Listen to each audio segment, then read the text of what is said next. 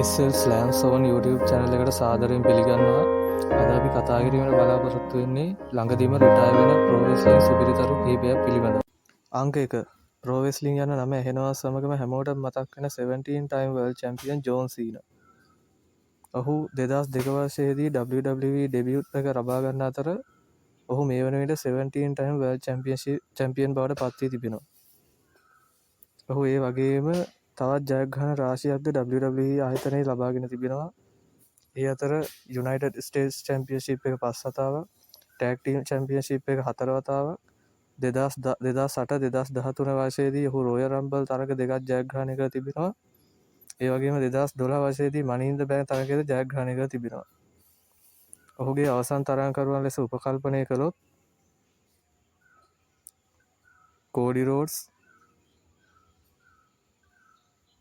Gunther,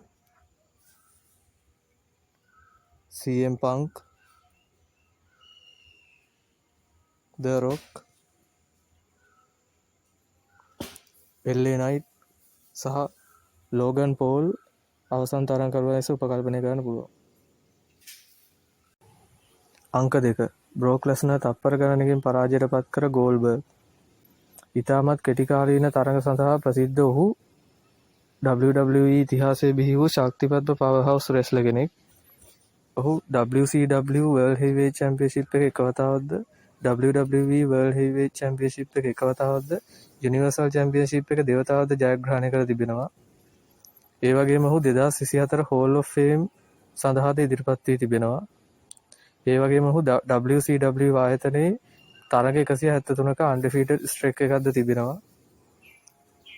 ඔහුගේ අවසන් තරඟකරු ලෙස උපකල්පනය කරන්න පුළුවන් ගුන්තර්. පසුගිය වසරේ බෑඩ් බ්ලඩ් යන PLA එකේ පැවති ආරවුලත් සමග අපිට ප්‍රෙඩික්ට් කරන්න පුළුවන් ගන්තර් ඔහුගේ අවසාන තරඟකරු අවසාන ප්‍රතිවාදියා වෙයි කියලා.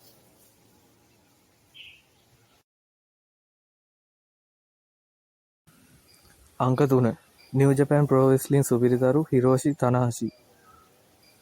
ඔහු NJPW ආයතනයේ ඉතාමත් ප්‍රසිද්ධ සුපිරිතරුවක් වන අතර ඔහු IWGP Heavyweight ශූරතාවයේ 8 වතාවක්ද, IWGP United States Heavyweight ශූරතාවයේ 3 වතාවක්ද, IWGP Tag Team ශූරතාවයේ 3 වතාවක්ද, ඒ වගේම IWGP Intercontinental ශූරතාවයේ දෙවතාවක්ද ජයග්‍රහණය කර තිබෙනවා.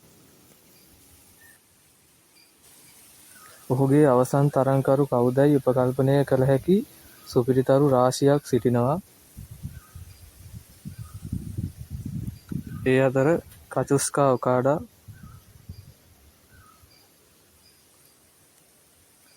ශින්සුකේ නකමුරා,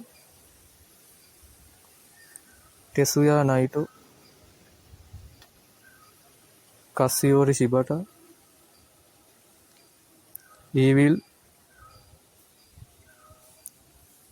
ඩේවිඩ් ෆින්ලේ